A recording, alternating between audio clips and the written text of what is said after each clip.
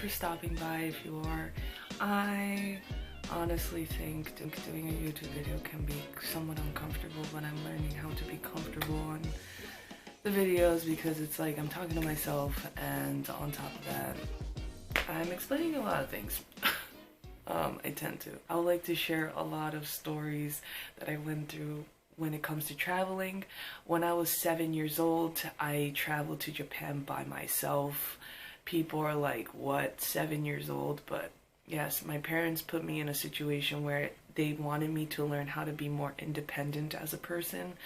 And honestly, looking back, that was a really cool experience, but I was crying, like going to Japan by yourself at 7 years old.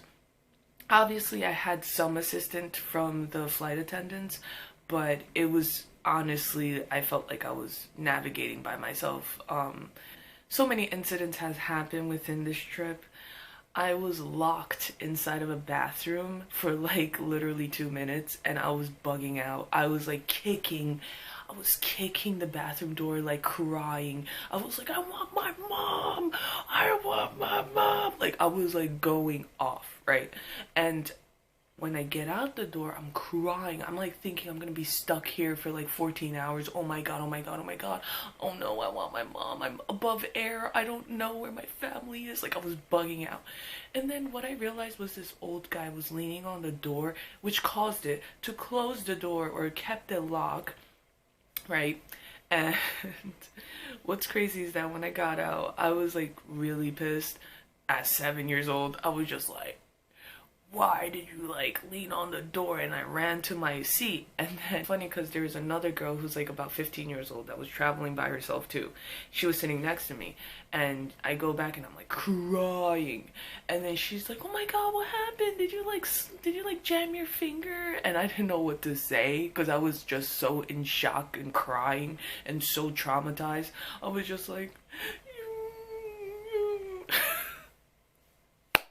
and then the flight attendant was like, do you want ice? And I was like,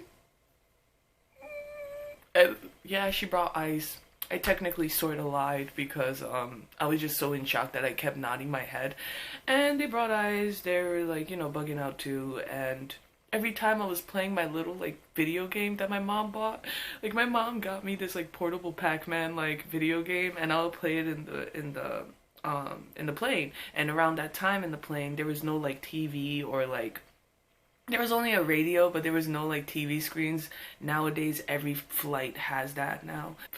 And while I was playing Pac-Man, I started to be like sad. I was like, I want my mom. And then the girl was like, it's okay, you wanna play Pac-Man with me? And I was just like, yeah, sure. But then I'll like watch her, but I'm having anxiety because I'm like, I still miss my family. And then on top of that, I had an etchy sketch. That's also something that I did to like distract myself. So I had this like, I think it was like a big etchy sketch. I had like 2 like mini ones and a big one, like really big one. And I don't know which one I had, but I was like doing that, and I was just like making lines and whatever squares, and I was just like, oh, I miss my family. Then the funny thing is, I landed in Tokyo. I was supposed to fly to Osaka, right? So I had to take 2 flights. Now when I got to Tokyo, the worst part was that the flight attendant thought I had to get out, like my last stop was Tokyo.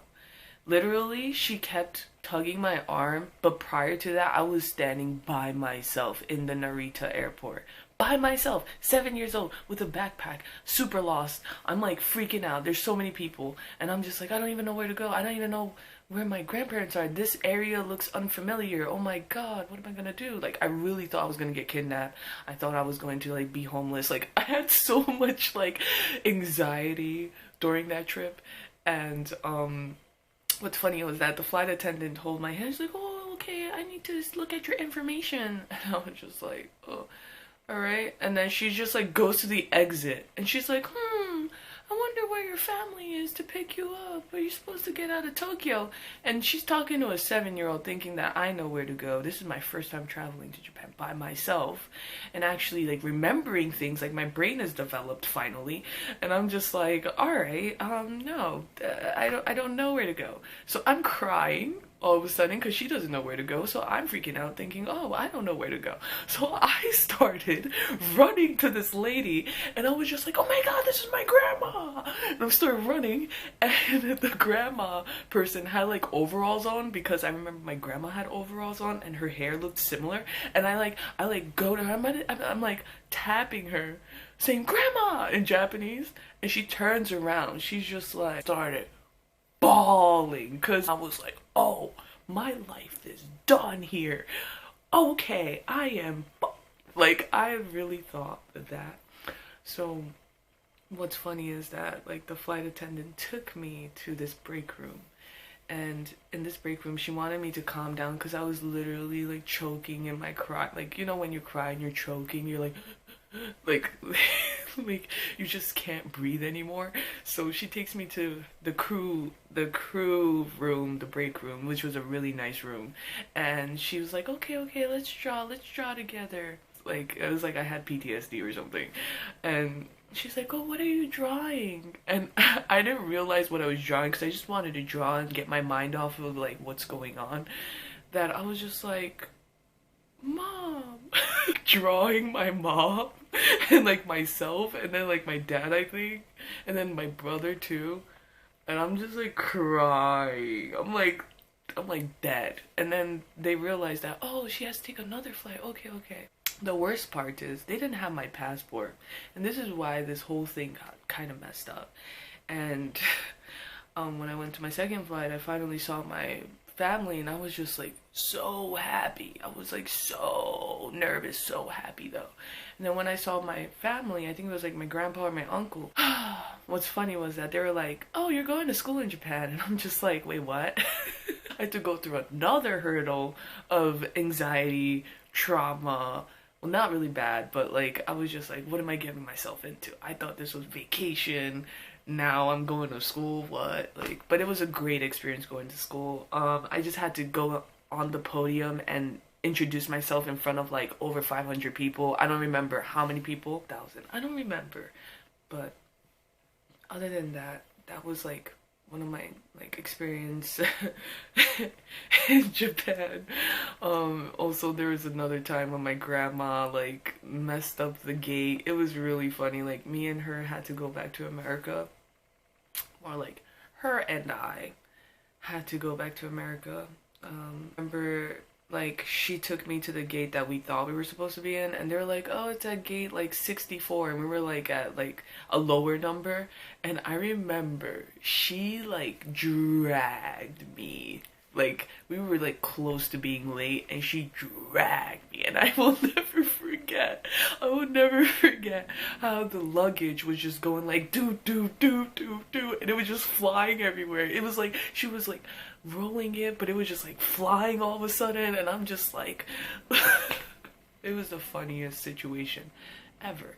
And also another thing that I have experienced in Japan was an earthquake in the airport. I was by myself. I was going back home, and I was literally, it was either I was going back home or going to Japan, but it was in Tokyo, and literally the airport was shaking. Like it was just like shifting, shaking. Foreigners were freaking out. They were like, oh my god, we're in an earthquake. Like what? Like, you know, like the stairs and everything was shaking, and the Japanese people were acting like it was normal.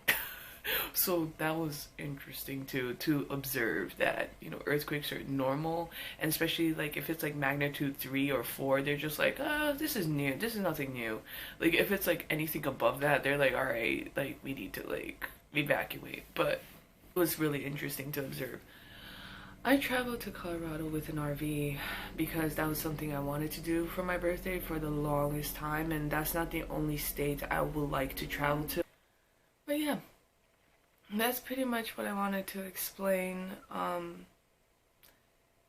Traveling is necessary. I've met people who never traveled in their life and never was exposed to other areas, and it can be nerve-wracking because we're so comfortable being in our space and area that we're familiar with. But one thing is that when you travel, you may have memories that you never thought to create. And in my experience, I definitely met people that were very nice and inspiring and went through a lot of random experiences. And people who are willing to help you.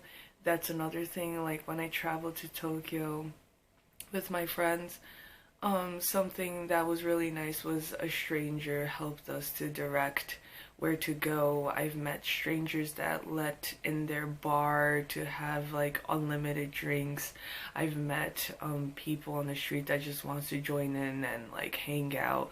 I have met people who helped me with the RV AC, whether it was a couple who were strangers and they helped lift the AC, as well as a librarian, like a library facility. I was literally right by the RV, being parked. They were helping to bring a ladder and toolkits and help us, lift the AC as well. There are other incidences I've met. There was like a situation that I had to go to Japan for like a year, and obviously I have family there, so it's not like I'm lost, and I've traveled by myself there before and kind of like explored Japan by myself. So during the time I lived there, I biked to Japan, and biking there, going on metro trains by myself, exploring stores by myself, exploring like random events by myself, going to bars and meeting new people within that and going out. It was definitely a great experience because I've learned to navigate and do things on my own.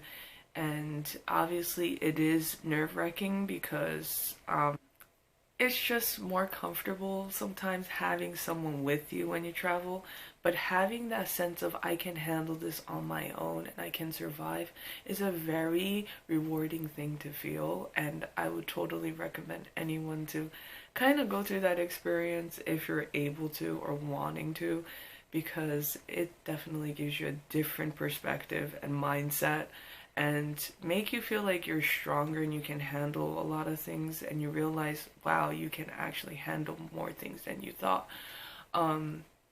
So definitely would recommend to anybody to travel anywhere that you can think of. Places that I would like to travel in the future is definitely Europe. I have traveled to France too for an opportunity that I came across at my previous job to go on a business trip, and it was definitely great. And also Africa. I would like to travel to Madagascar. It's definitely one of the top in Africa I would like to check out. And South Africa, Kenya, and also Thailand, Vietnam, Korea, China. There's just so many countries I would like to check out. But that time will come whenever, I guess, it's ready to come. Yeah. I hope everybody has a nice day. I'm going to close out the video, and I'll be posting more videos soon in the future. Alright. Have a nice day, everybody.